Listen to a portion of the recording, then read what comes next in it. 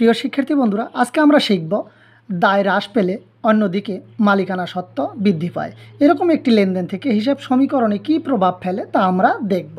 আমরা দেখতে পাচ্ছি একটি লেনদেনে অনুপার্জিত সেবা আয় অর্জিত হয়েছে 2000 টাকা।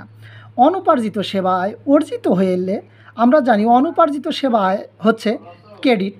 এই অনুপার্জিত সেবা আয় যখন অর্জিত হয় তখন অনুপার্জিত সেবা আয় ডেবিট হয় এবং সেবা আয় ক্রেডিট হয়। তাহলে অনুপার্জিত সেবা আয় হচ্ছে দায়, দায় হ্রাস পেলে তা ডেবিট হয়, অর্থাৎ এল হ্রাস পায়। সেবা আয় হচ্ছে ক্রেডিট আর আয়ের ইংরেজি হচ্ছে রেভিনিউ, কিন্তু রেভিনিউর সামনে প্লাস চিহ্ন থাকার কারণে বা আরের সামনে প্লাস চিহ্ন থাকার কারণে ওইকে বৃদ্ধি করে। এই কারণে আমরা লিখব সেবা আয় ক্রেডিট কিন্তু ওই বৃদ্ধি। তাহলে আমরা সমীকরণের প্রভাবে দেখব মালিকানা সত্ত্বে বা মূলধনের কলামে 2000 টাকা লিখে ফাঁকা রাখব। ফাঁকা রাখা অর্থই হচ্ছে ওই বৃদ্ধি পাওয়া। এবং অনুপার্জিত সেবায় একটি দায়, যেহেতু দায় হ্রাস পেলে ডেবিট হয় এবং এল হ্রাস পেয়েছে, এই কারণে আমরা এলের কলামে বা অনুপার্জিত সেবায়ের কলামে 2000 টাকা লিখে প্রথম বন্ধনী বা ফার্স্ট ব্র্যাকেট দিয়ে আটকিয়ে দেব।